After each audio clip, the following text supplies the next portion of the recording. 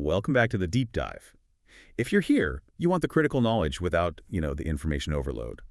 And today we have a story that perfectly illustrates the hidden risks of our modern digital economy. It really does. It's one of those stories where the headline just scratches the surface. Exactly. We're examining a major data compromise.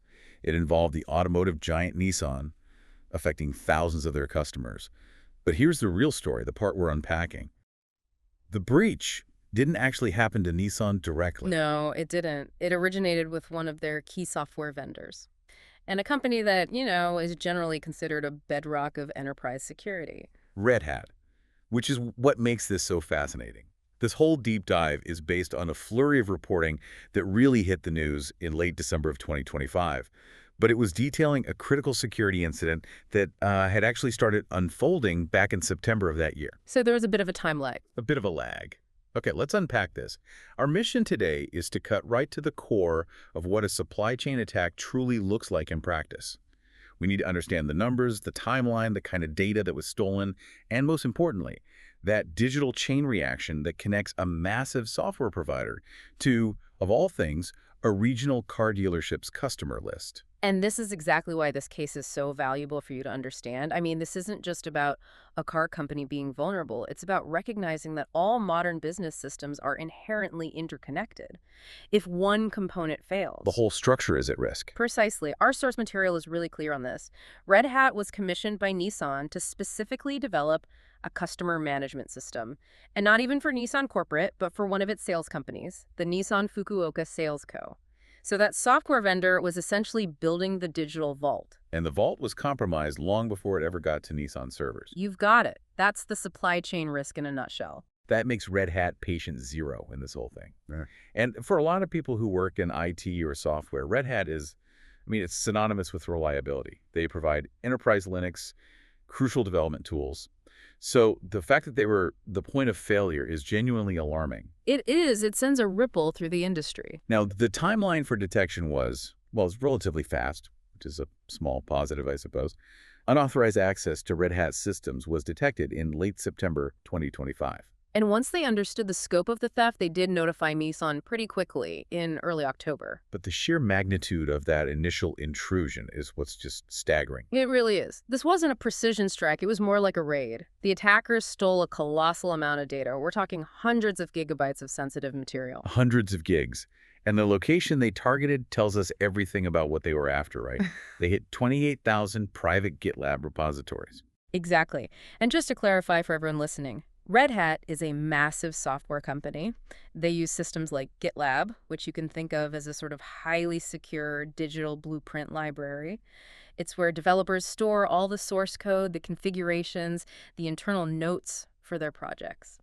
So stealing 28,000 repositories isn't just grabbing a list of names. Not at all. It's like stealing the entire company's intellectual property and operational secrets. It's the whole playbook. Okay, so wait. If the attackers grabbed hundreds of gigabytes of source code, how did they jump from stealing blueprints for a system to actually getting their hands on live customer data? Isn't Red Hat supposed to be the gold standard for secure development? How does a mistake like that even happen? That is the $64,000 question, and it speaks to this systemic weakness that we call secrets management. What's fascinating here is that the attackers probably weren't even looking for customer PII in those repositories themselves. They were looking for something else. They were looking for the digital keys. When developers build software that needs to talk to another system, like, say, a Nissan customer database, they need credentials, API keys, passwords, things like that. These are the secrets that let the code run and get or put data.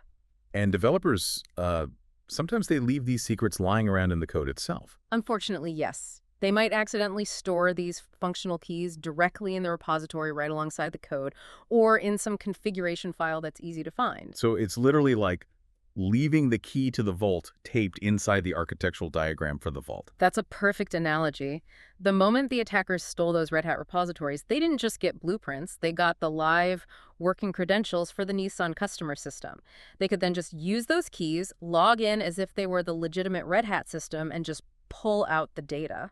Wow. And that's why the supply chain attack is so effective. You bypass the target's strong front door because you've already compromised the trusted contractor's back office. That is a terrifying illustration of digital trust. ring hot. Okay, so here's where it gets really interesting. We move from the mechanism of the breach to the specific impact on Nissan's customers. Right, the real-world consequences. After all that technical maneuvering, the damage to Nissan customers was actually pretty focused, on a regional level, specifically those served by the Fukuoka Sales Co. The final count that Nissan confirmed was approximately 21,000 customers affected. Now, 21,000. In the grand scheme of global corporate hacks, that might not sound massive, but for a regional dealership operation, it is absolutely significant. It shows a targeted, successful op where the attackers knew exactly what they were looking for. And they knew how to get it. The victims were people who had recently bought a car or gotten served. And we need to get specific about the data types that were compromised. This is crucial for you to understand the actual risk. The list included the basics: full names, physical addresses, telephone numbers, and other customer-related sales info. Standard PII, personally identifiable information. The bedrock of identity, yes. And then there's that really curious detail we saw in the source material. They only stole parts of the email address. What do you make of that? It's a really interesting point. If they had full access, why only parts? It could suggest a couple of things. One, maybe it was a deliberate data minimization effort by Nissan. Maybe they only stored truncated addresses on that system for security. A good practice, if so. Or two, it could point to a defensive programming choice by the developers that fragmented the PII, making it harder to piece together. But, whatever the reason, it still provides enough information to potentially link those stolen names and addresses to full online identities later on. Okay, but there is a silver lining here, even if it's a small one. Nissan's press release was very clear. No credit card information or other banking data was stolen. And that's huge. Huge.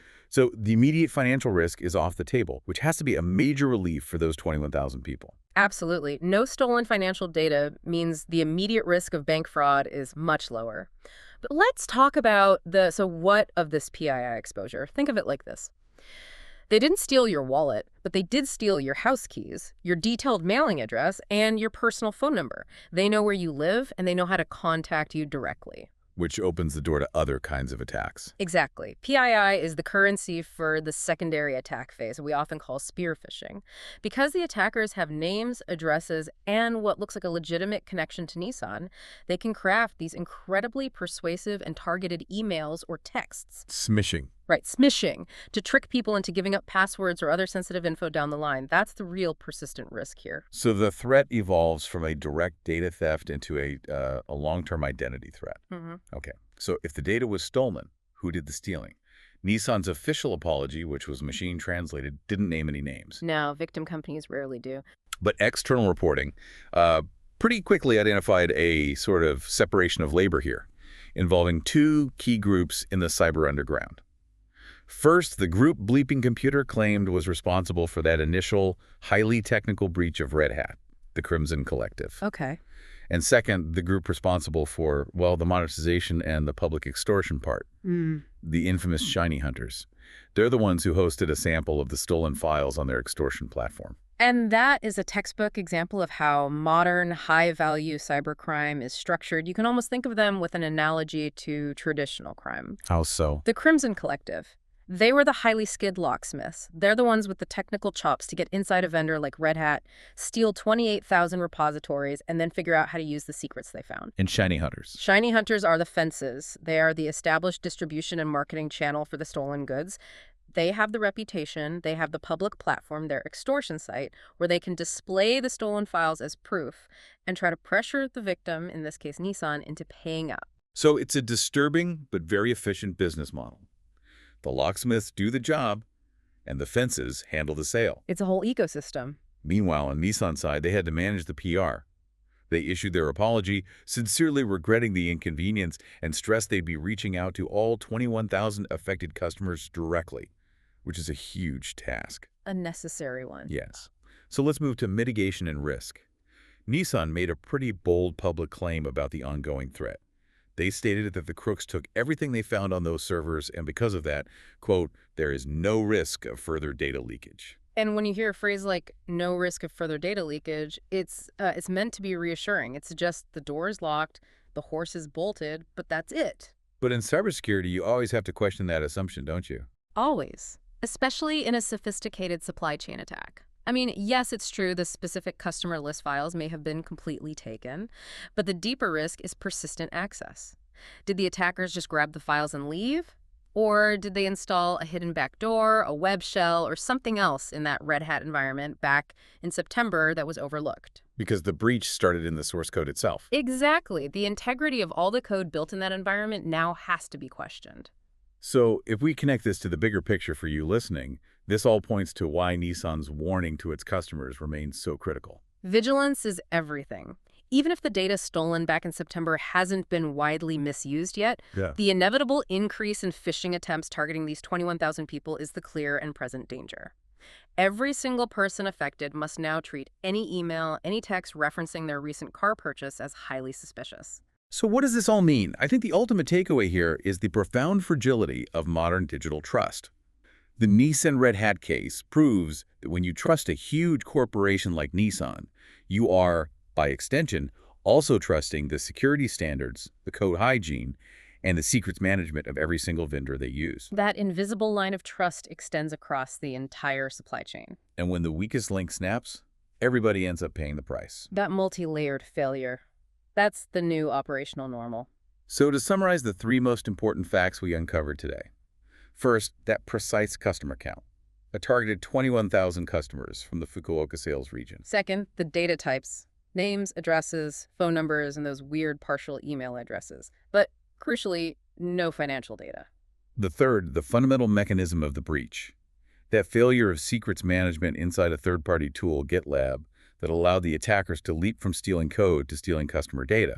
And to leave you with one final thought to explore on your own, we spent this entire deep dive focused on the customer data, right? Oh. The 21,000 names, because that's the public-facing impact. Right. But let's go back to the initial breach. Hundreds of gigabytes stolen from 28,000 Red Hat repositories. The theft of that sheer volume of data strongly suggests the attackers didn't just get customer names. I mean, what other kinds of highly sensitive, non-financial data like, say, proprietary source code for Nissan's next-gen in-car software or internal company configurations or even partnership documents? What else might have been stored and stolen from Red Hat? So the true cost of this could be far, far deeper than just 21,000 customer names. It could be. And that's a question that probably keeps executives at both companies up at night. Food for thought indeed. Thank you for joining us for this deep dive into what happens when the digital supply chain snaps. We encourage you to think critically about those often unseen third parties who might just hold the keys to your most sensitive information.